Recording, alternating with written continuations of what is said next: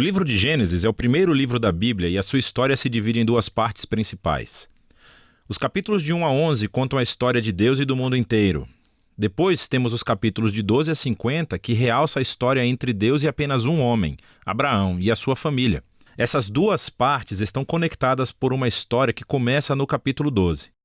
Esse esboço nos dá uma ideia de como entender a mensagem do livro como um todo e como ela apresenta a história da Bíblia inteira. O livro começa com Deus tomando a desordem e a escuridão descritas na segunda frase da Bíblia. E disso Deus traz a ordem, a beleza e a bondade. Ele cria um mundo onde a vida pode florescer. Deus faz essas criaturas chamadas humanos, ou Adam em hebraico. Ele cria os humanos à sua imagem, que está relacionado com o seu papel e o propósito deles no mundo de Deus. Os humanos são criados para refletirem o caráter de Deus no mundo. Eles são nomeados como representantes de Deus para governar o seu mundo em seu nome, o que, nesse contexto, significa aproveitar todo o seu potencial, cuidar dele e torná-lo num lugar onde ainda mais vida possa florescer. Deus abençoa os humanos. Essa é uma palavra-chave nesse livro. Deus lhes dá um jardim, um lugar onde podem começar a construir esse novo mundo. A parte importante é que os humanos têm uma escolha sobre como vão construir esse mundo, representada pela árvore do conhecimento do bem e do mal. Até agora, Deus forneceu e definiu aquilo que é bom e o que não é. Mas agora Deus está dando aos humanos a dignidade e a liberdade de escolher. Será que eles vão confiar na definição de Deus para o bem e o mal? Ou vão buscar autonomia e definir bem e mal por conta própria? É um risco muito grande. Rebelar-se contra Deus é abraçar a morte, porque você está se afastando do próprio doador da vida. E isso é representado pela árvore da vida. No capítulo 3, uma figura misteriosa, a serpente, entra na história. A única coisa que sabemos sobre a serpente é que ela é uma criatura que Deus fez. Torna-se claro que é uma criatura em rebelião contra Deus. Ela quer levar os humanos à rebelião e à morte. A serpente conta uma história diferente sobre a árvore e a escolha. Ela diz que buscar conhecimento sobre o bem e o mal não trará a morte, mas sim irá garantir a vida e se tornarão como Deus. Agora, isso é uma ironia trágica porque sabemos que os humanos já são como Deus. Foram feitos para refletir a imagem de Deus. Em vez de confiar em Deus, os humanos buscam a própria autonomia. Eles escolhem o conhecimento do bem e do mal para si e, instantaneamente, toda a história fica fora de controle. A primeira perda acontece nas relações humanas. E, de repente, o homem e a mulher entendem o quão são vulneráveis. Eles não podem nem confiar um no outro. Eles fazem roupas e se escondem um do outro. A segunda perda acontece na intimidade entre Deus e os humanos. Eles correm e se escondem de Deus. Quando Deus os encontra, eles começam um jogo de culpar um ao outro sobre quem iniciou essa rebelião. E nesse momento a história para. Há uma série de poemas curtos nos quais Deus declara, primeiro para a serpente e depois para os humanos, as consequências trágicas dos seus atos. Deus primeiro diz à serpente que, apesar da sua vitória aparente, ela está destinada à derrota e a comer poeira. Deus promete que um dia uma semente, ou seja, um descendente, virá da mulher e dará um golpe letal na cabeça da serpente. O que parece uma ótima notícia, mas essa vitória terá um custo, pois a serpente também dará um golpe letal no calcanhar do descendente, enquanto está sendo esmagada.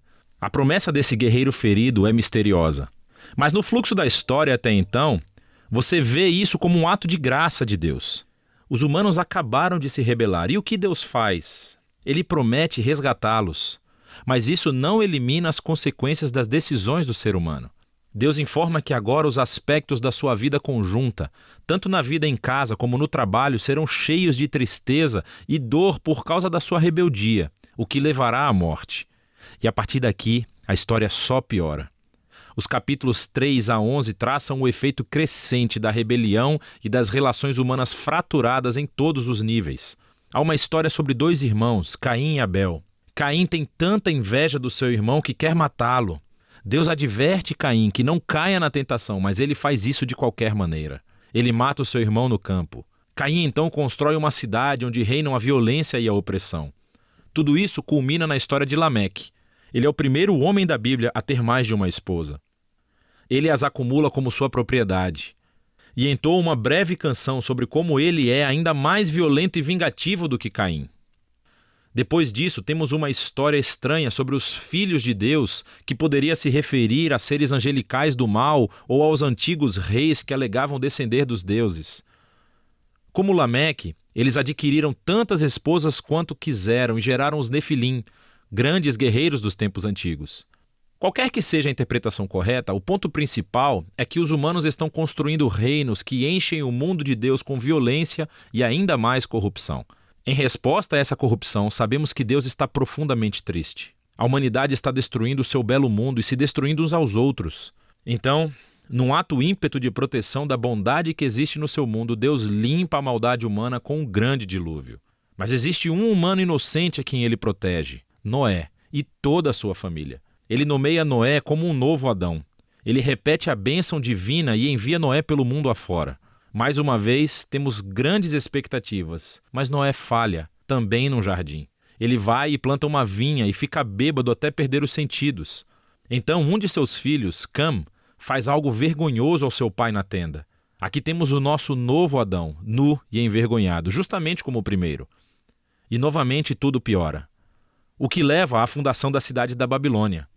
As pessoas da antiga Mesopotâmia se reúnem em torno de uma nova tecnologia, o tijolo. Elas podem construir cidades e torres mais altas, bem mais rápido do que qualquer outro povo. Eles querem construir um novo tipo de torre que chegue até os deuses para tornar os seus nomes famosos. É uma imagem da rebelião e arrogância humana. É a rebelião do jardim, dessa vez amplificada. Deus humilha o seu orgulho e os dispersa. Essas são histórias diversas, mas você pode ver que todas exploram o mesmo princípio básico. Deus continua dando aos humanos a chance de fazer a coisa certa com o seu mundo, e os humanos continuam a destruí-lo.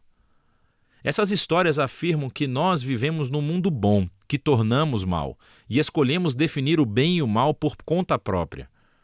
Todos nós contribuímos para esse mundo de relacionamentos rompidos, levado ao conflito e à violência e, finalmente, à morte. Mas há esperança.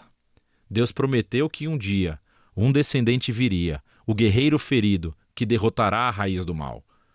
Apesar da maldade humana, Deus está decidido a abençoar e a salvar o seu povo. Então a grande questão é, claro, o que Deus vai fazer? E a próxima história é o elo onde encontramos a resposta. Mas por enquanto, é disso que tratam os capítulos de 1 a 11 do livro de Gênesis.